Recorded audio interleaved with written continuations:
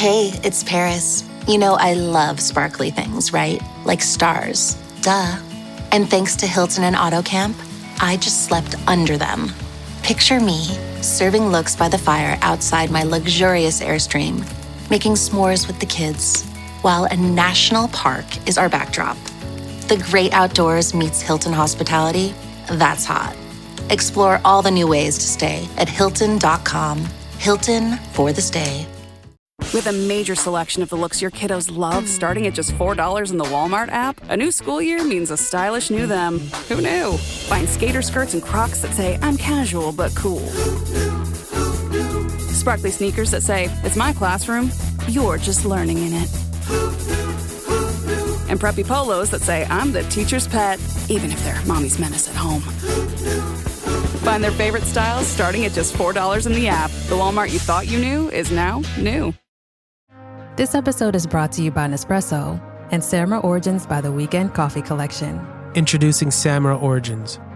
My collaboration with Nespresso is a connection to my roots, to my mother, Samra. Coffee that hits the right notes. It transports you. Crafted with unique notes and bold, soaring flavors. Experience a taste that moves you. Nespresso and Samra Origins. Discover more at Nespresso.com.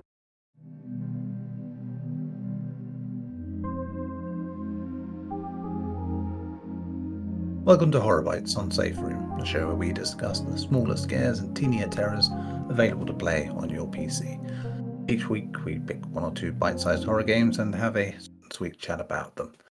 I'm Neil Bolt, and planning an ill-fated heist with me is, as ever, my co-host Jay Krieger. How you doing, Jay? I'm doing well, man. I promise this will be my last point and click for a little while because I've been sort of inundated with them between Horror Bytes and Safe Room as of late. But yeah, no, I'm excited to chat about this one because it's got quite the unique spin on what we're used to.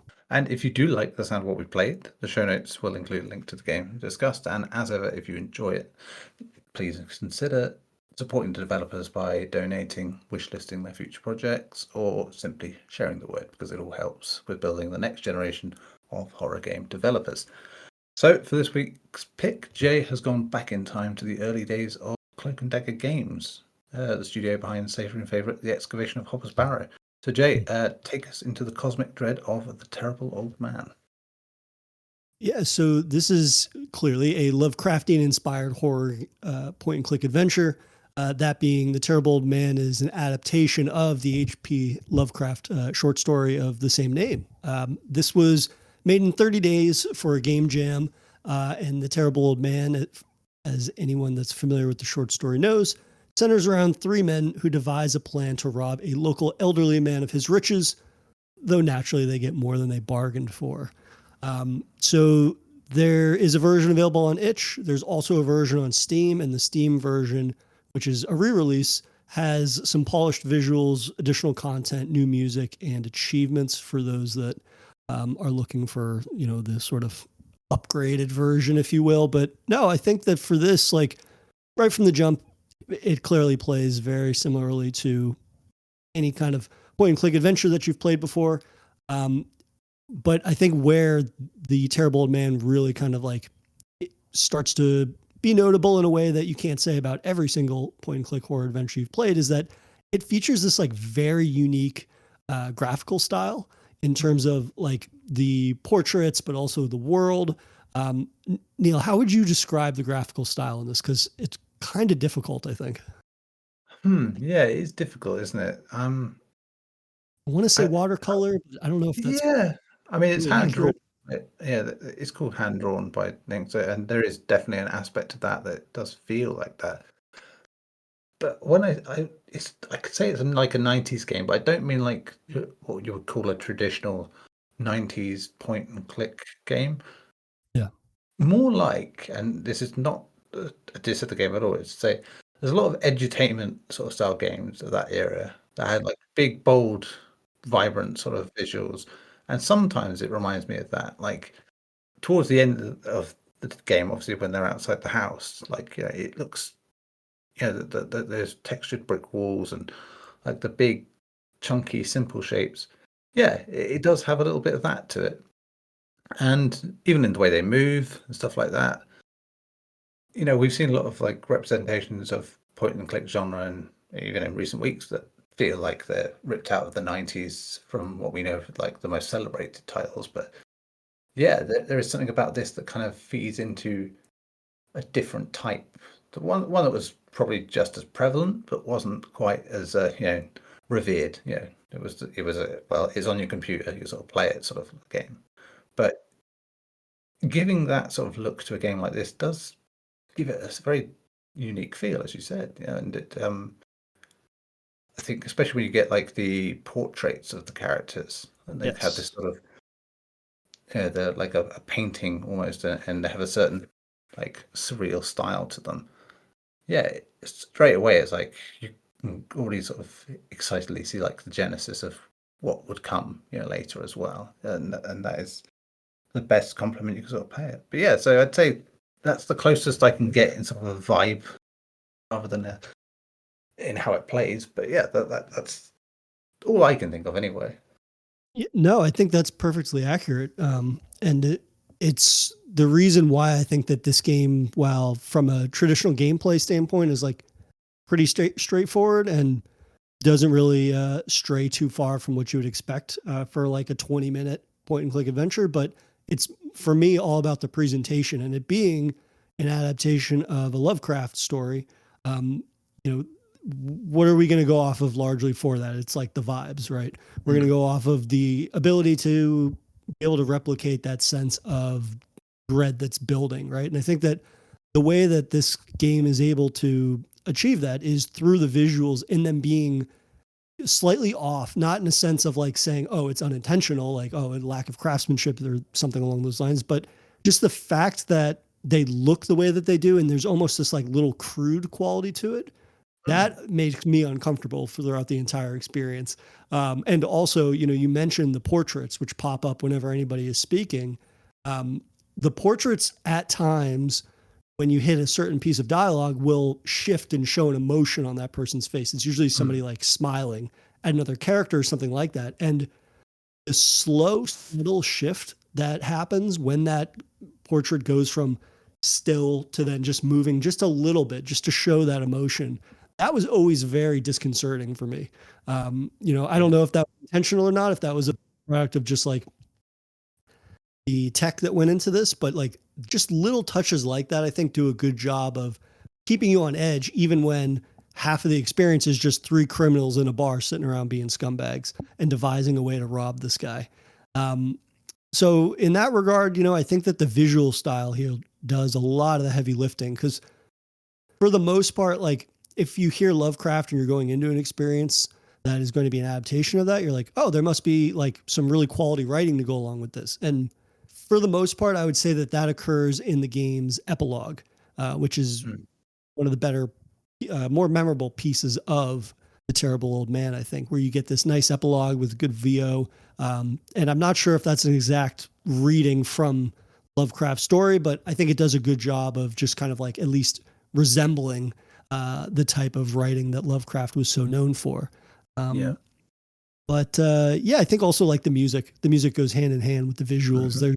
It's not so drastically noticeable, but sometimes when characters stop talking and then you're kind of just sort of like sitting there, kind of soaking in the environment or the atmosphere, and then you hear this almost like, I don't want to say it's like mechanical, but it sounds like something that maybe is like gears almost, that's turning in the background. Just this notion of like, oh, something is coming, something is coming, something is coming. And, that's something that's coming is these three characters' fate that they are, spiraling towards and whatnot. But yeah, I think for a 20-minute point and click adventure game, this kind of like hits a pretty familiar notes in terms of like the puzzles and whatnot and exploring the environments. But yeah, what did you think of this one? Yeah, like the most interesting thing for me was the fact that it was basically 10 years old and we've given when we started the Horror Bytes, it was like another 5-6 years after that, and that's really when our sort of knowledge of this space really kicks in properly. To see someone doing something like this far back is quite interesting, because you see so many games sort of born from this idea. I mean, we were only just recently talking about Beyond Boolean's Carnival, and that sort of idea of like doing before that, doing small point and click adventures that have a flavor of different kinds of point and click. And this, obviously for what we know of Cloak and Dagger now, with the excavation of Hobbit's Barrow, it's kind of mad to think that this was like the early days of that, and we got this thing made in 30 days and done like this. So yeah, seeing an early attempt at that, where we don't have to worry about like what everyone else is doing or what thing people want as a trend, I think it just feels like a project someone wanted to do, happy to do it, and trying to experiment with an idea with a story. And given what we know from later games, it makes sense, that this would be a story that they go for. And I think the format of it suits the story well as well, because it being a short story style piece in terms of a game, they're not trying to sort of flesh it out, make it bigger, make it more complicated. I know that's the time of it was a big part of that, but with that sort of game jam sort of session, it really has given it the right format for the story and how to tell that story. It means it's fairly light as a like adventure, but it doesn't really matter. It's really trying to sort of establish the atmosphere and the idea. And another thing of it being like this point in time is we aren't quite oversaturated with like Lovecraft stuff, yet. In like popular culture, it's not quite as we haven't got past that point where everyone's sick of it to a degree, like do something else. So this actually already, even now, feels quite fresh by that standard, because it isn't really focusing too much on that stuff until the end, and little hints here and there. And because that story does that, and it is just like the things you don't know that make it a creepy story. I mean, and it's the way that's animated right down to the end as well, like with the old man and the way he sort of shuffles across the screen like that before that sort of now almost signature sort of up close view of the character sort of thing, and the eyes just going and glowing and glowing and glowing. It's like, it's a really good sort of punchline, if you will, to the story, even before you get that sort of epilogue.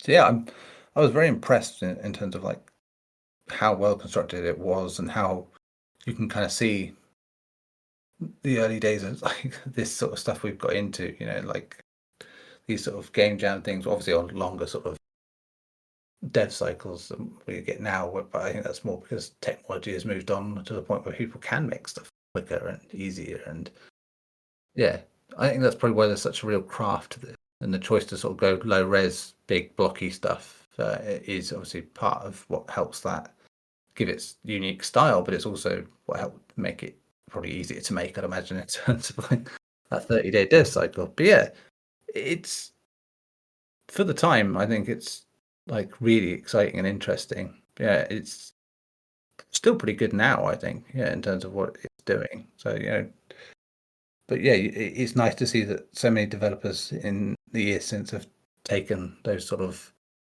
short form ideas and really ran with it, and it's nice to see it's been going on this long. Absolutely. But it's a grand old time. But that is all we have for this week. Thank you again, Jay, for talking about these games with me. And of course, if you, the listener, have a short horror game, demo, game jam entry, or proof of concept that you think we should be highlighting, you can email us at saferoompod@gmail.com, and Jay will tell you another place to go. And you guys can follow us on Blue Sky for show updates at SafeRoomPod. Many thanks. And we will be back with more small-scale horror next week.